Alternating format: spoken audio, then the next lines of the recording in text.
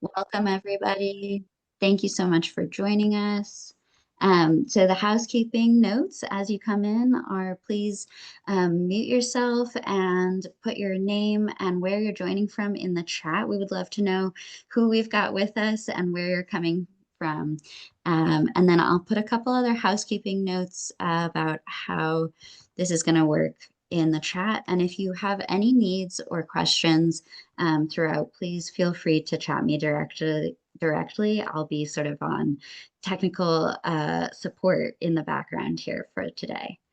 So come on in, everyone. There's a little housekeeping going in the chat, and I see folks are already introducing themselves. That's great. Welcome, welcome. All right. And we're at 3 minutes past, so I think we'll probably get a couple more folks joining us and trickling in as we get started. But I think I'll pass it off to Denise, and I'll just keep letting folks in as they trickle in. So thanks for joining. Again, please introduce yourself in the chat, and I'll hand it off to Denise. Hi, good morning, everybody. Hope you can hear me. Do I have a thumbs up on that? Thanks for being here. Welcome to the VCLN. I'm the Executive Director of the Vermont Council on Rural Development. It's really nice to have everybody here to participate in this conversation. Us, along with many other organizations, have been involved in this conversation for almost feels like about a year, maybe less, right, Gary? Quickly, the Vermont Council on Rural Development, we are a nonprofit, nonpartisan organization, and we're dedicated to the support of the locally defined progress of Vermont's rural communities. We're a dynamic partnership of federal, state, local, and nonprofit partners, which many of our partners are on this call today. And we do community-based facilitation throughout the state of Vermont.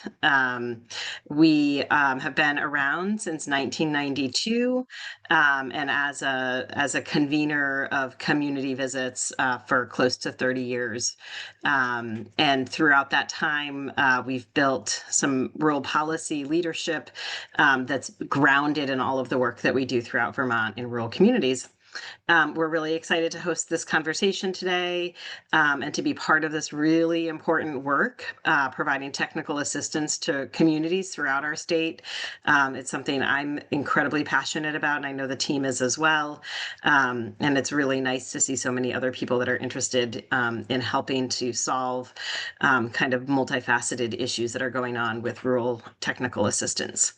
I am going to pass it on to Jessica Savage, who's going to help facilitate our day today and introduce our panelist. And just want to give a thanks to all of the VCRD staff and team that's supporting and helping to pull together this event, as well as our note takers and facilitators that have joined on as well. Go ahead, Jess.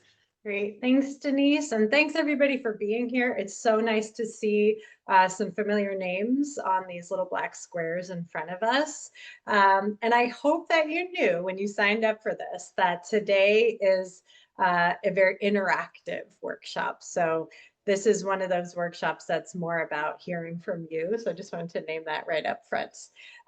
So a little bit about the Vermont Community Leadership Network, which this workshop is a part of that initiative for the Vermont Council on Rural Development. So the Vermont Community Leadership Network, or VCLN, connects and supports local leaders as they build projects, organizations, and systems that serve their communities and Vermont's urgent and long-term needs. This leadership network has been going basically since COVID, so August of 2020, to really create connection initially only virtually because that's what was available at the time. But over the course of this initiative, we've really grown to include more intentional design of our Community Leadership Summit, which we host almost every year. We developed our Community Leadership Guide through this, and we're actually redoing it this year, which is exciting. And we continue to host these online workshops around issues that we hear from rural communities are important. And today is a really exciting one because this is an initiative that VCRD has been a part of for some time. And I'm really excited to get our Vermont Community Leadership Network members, yourselves, your input into this process. Really hearing from you about technical assistance, how that's looked and felt from your perspective, and what recommendations or changes you might make to the technical assistance system available, especially to municipalities in the state of Vermont. So today's workshop is really, like I said, all about reimagining community technical assistance. We're going to be together from about 11:30 till 1 p.m. today. And our thought was, we really see that Vermont communities are seeking technical assistance on local projects, and that we often turn to many organizations for support with things like grant writing, project management funding, and more. We also see that figuring out where to start, how to navigate the technical assistance resources that are available, and finding resources that match your needs can be a daunting task, especially for understaffed municipalities. So again, this is an audience-led discussion. We're going to learn more about the Vermont Evaluation of Rural Technical Assistance, or VERTA, a statewide effort to improve the systems of technical assistance that your town might need.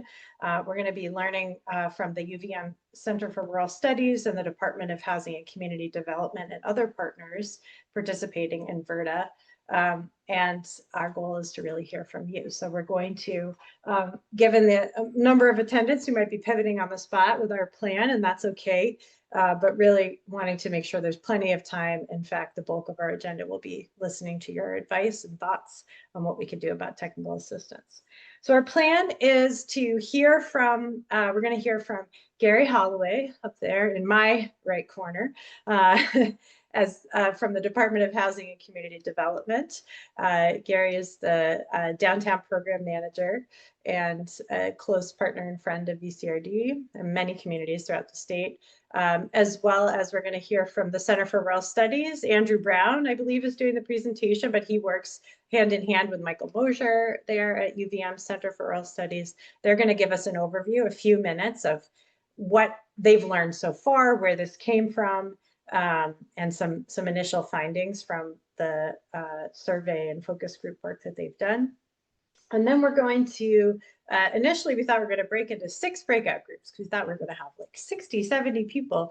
With this level, maybe we're going to have a whole group discussion where we'll go through some of these important recommendations or buckets that they're going to talk about, and then hear from you all about what are some challenges, strengths, and opportunities for improvement that we could identify together today. And then we'll kind of reflect back and talk about next steps, including an upcoming VERTA Summit, which is going to be happening on November 7th. November 13th. 13th. I almost was close. November 13th. And we'd love to have you all attend and or get your networks to show up to that as well, where we're going to continue to really refine these recommendations. Okay, so that's our plan for today. And again, keep introducing yourselves in the chat. If you want to turn on your cameras, and I'd love to see some of your faces, especially when we get to the discussion portion. But with that, I'd love to hand it to Gary to kick off our presentation on VERTA. Thanks, Jessica. Hello, everyone. Nice to see you all virtually. My name's Gary Holloway. I'm the Downtown Program Manager at Department of Housing and Community Development. I've been here for about 11 years, and I work with our larger municipalities and support through our designated downtown program, but I also get to work with a lot of smaller villages as well through our work. I'm here today to talk to you a little bit about the initiative we're working on with VERTA, which is the Vermont Evaluation on Rural Technical Assistance. And we'll provide just a little bit of an overview, and then I'm going to hand it off to Andrew from UVM, who we've been working with on this project. So just a little bit of background on what we're working on with VERTA. We all know that Vermont's rural communities are facing, unprecedented challenges, whether it be through climate change or aging infrastructure, challenge getting resources or assistance. And while we have a really robust system from state, federal partners, many folks on the call here today, TA providers, service providers that can provide assistance to municipalities. Oftentimes, folks at the municipal level may find it challenging to know who to talk to or what resources do they need, and trying to match what their needs are to their challenges. And so in 2024, the Vermont legislature recognized these, obviously recognized these challenges and tasked the Agency of Commerce and Community Development to develop recommendations to enhance technical assistance and resources for rural communities under Act 181. And so really what we're trying to do is do an evaluation of the system, understand what we have, what are we doing well, what are areas that we can improve, and really listen to the folks who are on the receiving end or on the providing end to kind of understand where are the kinks and how can we make improvements to the system so that we can better serve local municipalities, recognizing once again that they have limited capacity. They have aging infrastructure. There might be some economic decline in their community. Might have access, issues having access to resources. So we've been working closely with UVM over the course of the past number of months. I'll let Andrew elaborate a little bit more, but we've been collecting through surveys and focus groups out of state. We've been interviewing some out of state folks, trying to understand what are they doing to address rural capacity issues.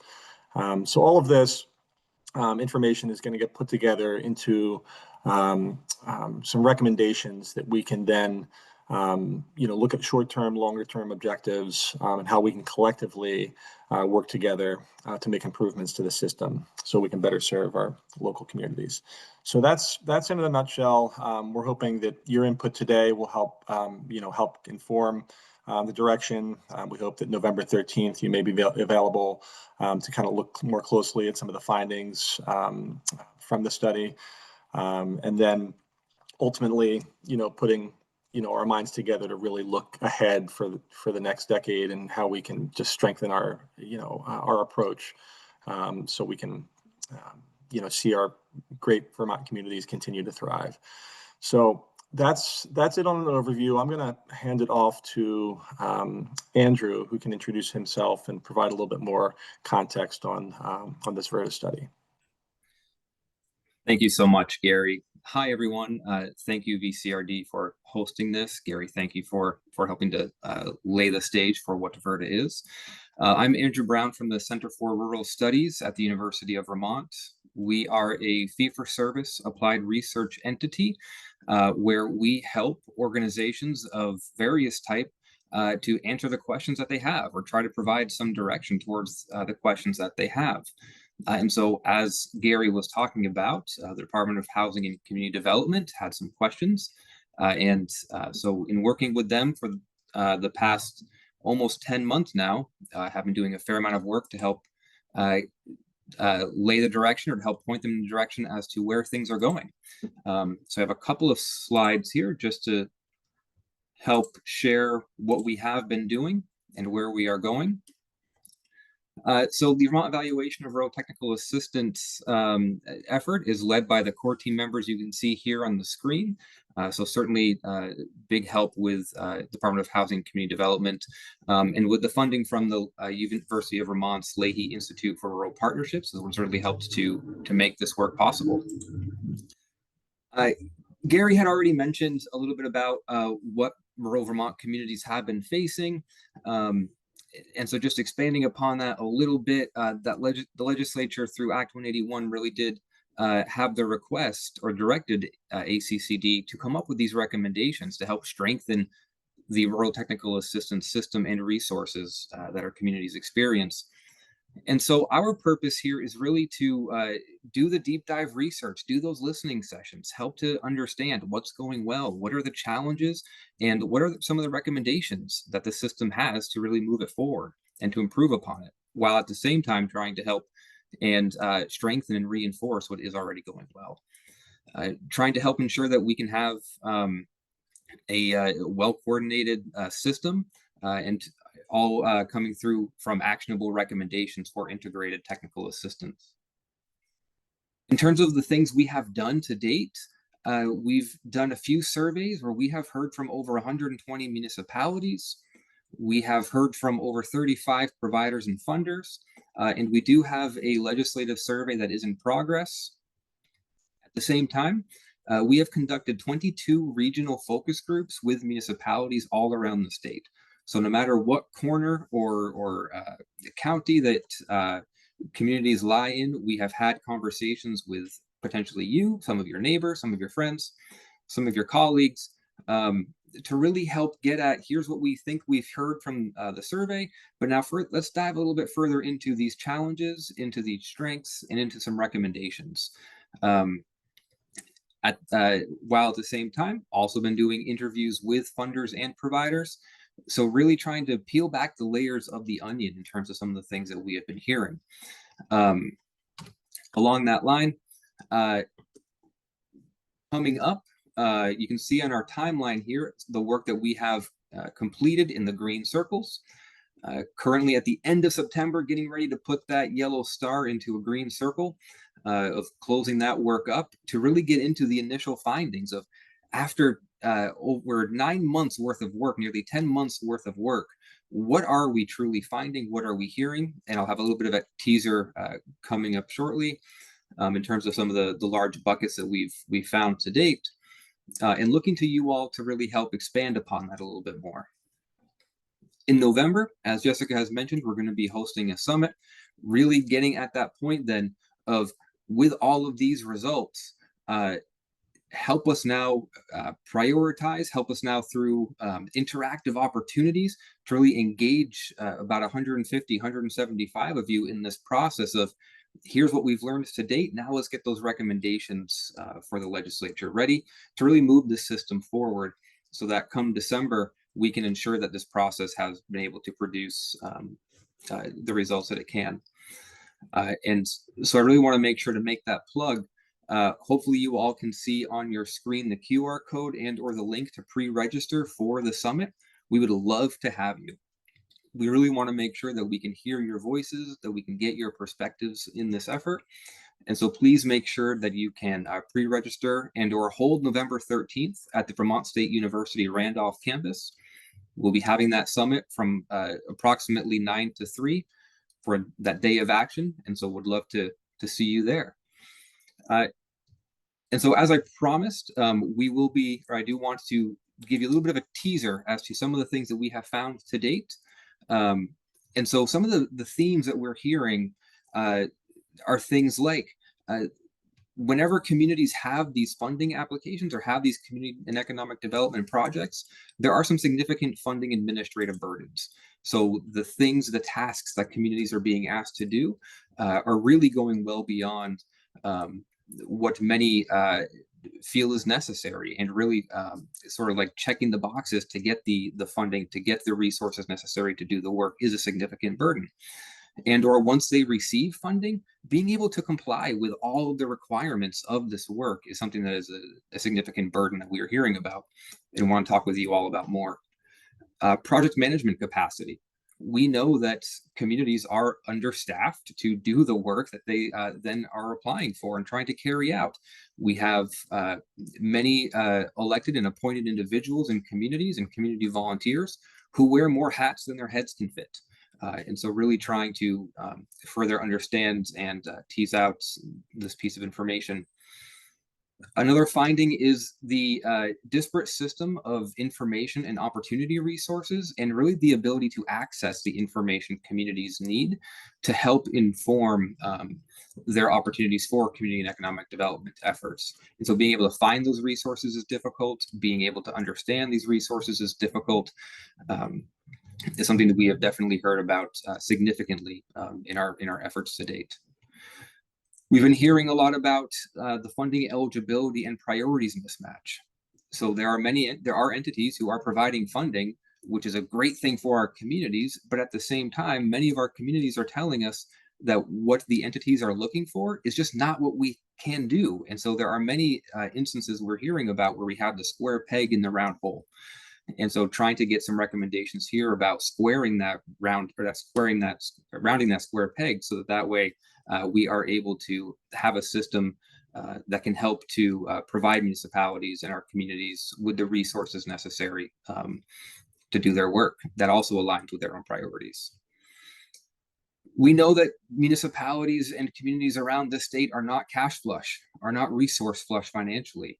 And in particular, a lot of these efforts take a significant amount of upfront costs that our communities don't have.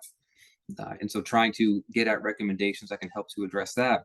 And then last but not least, the regulatory burdens that do fall upon this project work. We all know about some of the regulatory burdens with FEMA. That's not too new of a finding. But there are other regulations, there are other asks of these efforts that have been incredibly complex for communities to navigate, that have required a level of expertise that community volunteers, community members, and even community professional staff just don't have. And so really being able to ensure that when we have these types of opportunities, it's not necessarily such a burdensome effort to go forward and comply with these fundings or these funding opportunities, or comply with these projects. So in a nutshell, those are the big buckets of our findings.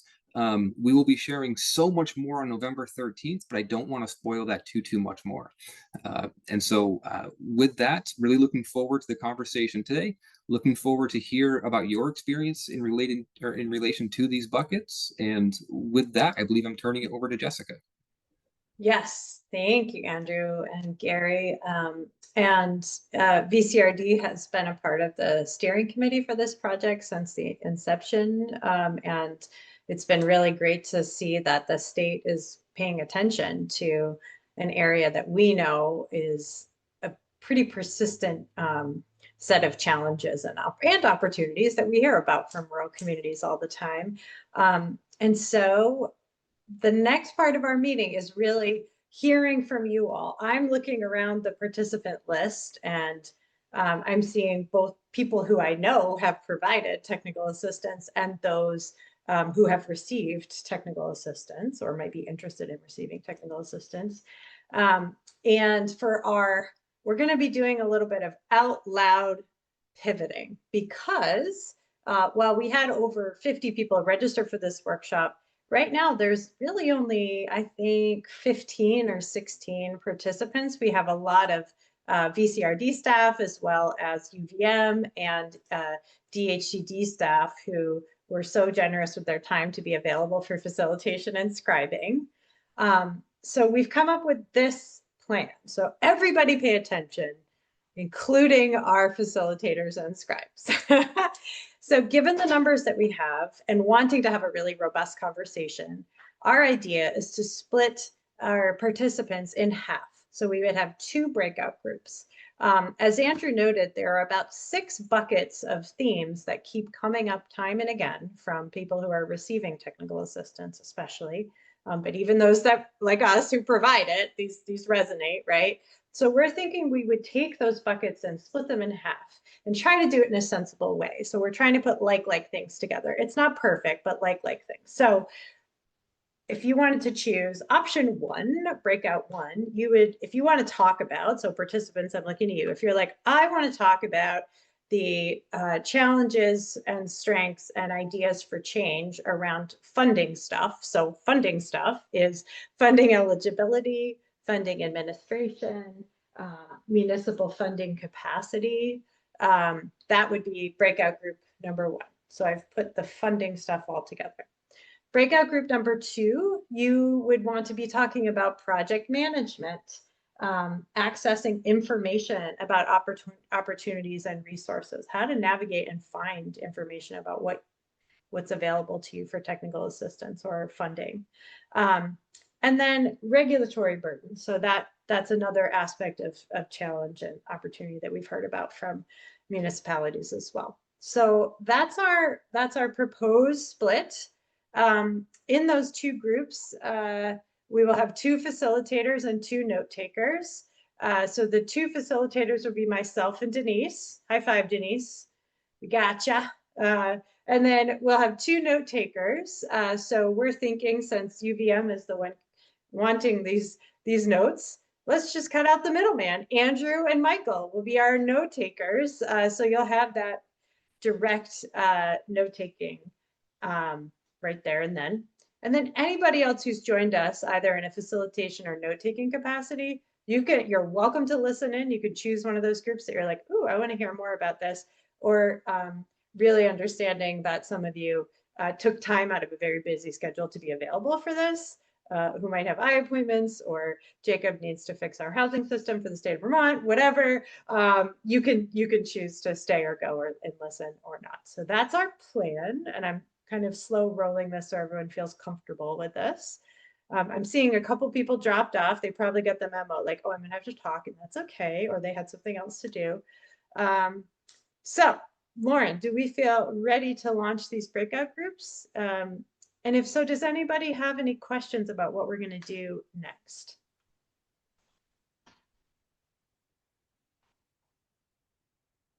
I'm leaving time for questions.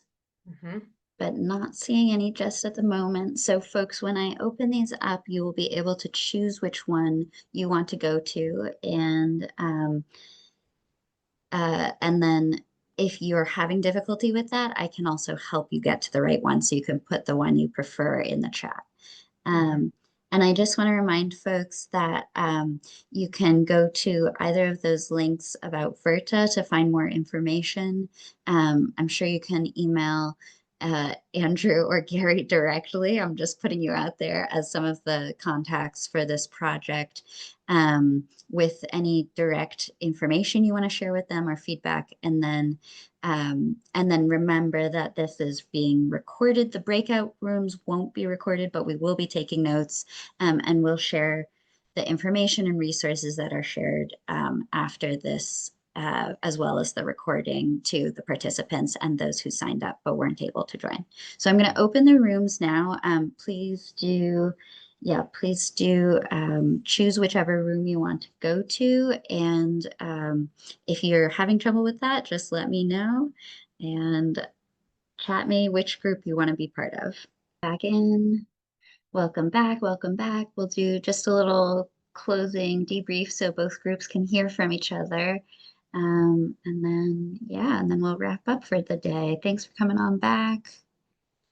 Probably see folks trickling in a little bit longer. I'll hand it back to Jess and Denise. We just want to hear from each of the rooms. So Jess, take it away. Sure. Thanks, Lauren. So we had a robust discussion involving people I used to work with. Just kidding. With Joanne and Lauren from FPR. Raul was with us, but didn't pipe in. So I'm not quite sure where he's from, but welcome his thoughts at any time, of course. So we talked a lot about project management, navigating to find information, and regulatory burden. But because Joanne and Lauren both provide technical supportive assistance as well as funding, we did touch on funding as well. We noted the role of volunteerism versus administrative capacity that is staffed in towns. That you need both, and often you don't have enough of both. We noted that, Joanne noted that interpersonal relationships are really important. So site visits, getting to be in the place where the thing is going to happen is really essential as well. Lauren holds the position that we dreamed of at FPR when I was there as administrator of both Land and Water Conservation Fund and the Recreation Trails Program, as well as probably VORIC if it ever gets re-upped. Outdoor recreation grants, and noted that these funding sources, when they're federal, have so many requirements, and how can the state work to make those requirements clear, explicit, well understood, and have sort of natural checkpoints throughout the funding process so that a community can really do a thing, slow down, stop, get reimbursed, and make sure they keep moving along in the way that the federal government requires for these programs. And then the the imagination station that we had was coming up with ideas like, oh, wouldn't it be great if there was some navigation support at a regional level, or at least across several towns, with some shared support for project management, for grant management, so that there's a little bit more consistency and some of that burden is relieved from these smaller towns and places. And I just want to lift up something Lauren said at the end, because I think it's really something we've noticed at the VERTA steering committee, is that Vermont is unique in that we intentionally and in some cases proactively offer technical assistance to even very small towns. We don't just say good luck and therefore only really give resources to bigger communities. We really are trying to get the smallest places the resources that they need to be the places they want to be. Lots of other great ideas, and Andrew took excellent notes, I'm sure. Denise, you want to tell us what you guys talked about? You are not, you need to unmute. Yeah. Great. Thank you. If I miss anything, anybody who is in our room, please pipe in. So when we talked about challenges around this, it was really this idea that the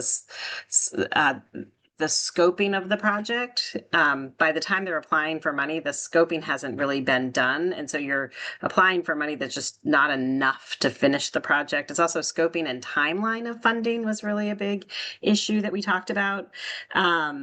And then the big thing that kind of came up a few times is the burden of the amount of, like, when you're doing a big project, the layered funding and all the different funding sources you have to go to, and the administrative burden that is placed on the communities, both for applying for the money, administering the money, and reporting back.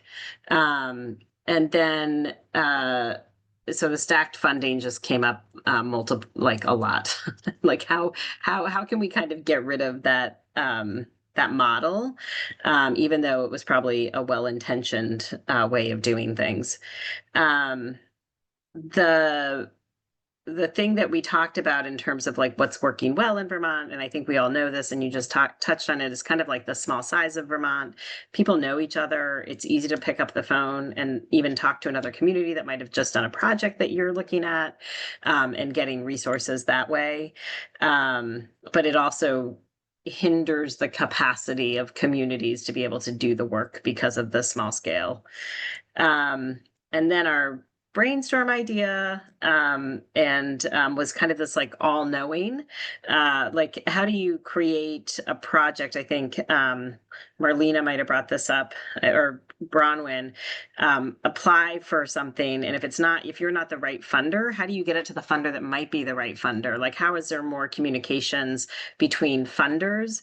And Laura talked about the Common App for colleges, where you just put an application in there and then you send it to all the colleges that you want to get into. Like, is there a way to do that?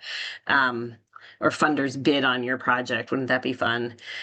So all knowing and more money were the two things that came out if we had to wave our magic wand. Did I miss anything, Michael, Laura, David, that you want to make sure that this group hears back from? And I think Bryce was taking notes for us. So appreciate that, Bryce, if there's anything that I missed. Great, thanks. Well, we had a small but mighty group and a dedicated, energetic crew of facilitators and note takers. Really appreciate people's energy and attention today. So a few quick things. So what's going to happen next? Well, this workshop was recorded in as much as the beginning and end are useful to folks. People will be able to see that. If you know somebody who was either here and had to drop off, or you're like, you know, they might have some ideas here, it seems like Gary is the right contact person to reach out to. So you could email gary.holloway@vermont.gov with any additional thoughts or questions you might have. We are going to start doing a ton of advertising and outreach to get people to show up on November 13th to the VERTA Summit. And we've got some links that we're going to put in the chat. And if you're interested in really getting into VERTA and what it's all about, there are some links to information about this project overall. And then finally, we hope you join the VCLN. So this is, again, this is community members and people and organizations that support them in rural Vermont, and all are welcome. And if you sign up, you'll find out about all kinds of things. We do a newsletter, we do these workshops, etc. And if you have an idea for a workshop that you think would be relevant to Vermont's rural communities, we're always game to be creative with people. So with that, I think we're all set. Lauren, Denise, anything else I forgot to cover? Well, this has been an excellent meeting, not just because I get to see Joanne again, and David. Hi, David. I get to talk to you, but yay.